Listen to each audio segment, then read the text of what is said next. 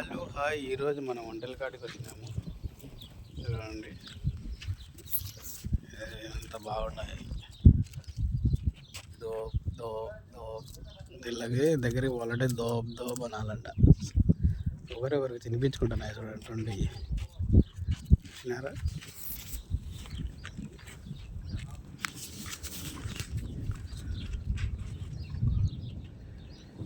ఏంటన్నా తీసుకొచ్చారని బండ్ల కాడి పాపం పరిగెత్తుకుంటూ వచ్చాయి. ఏయ్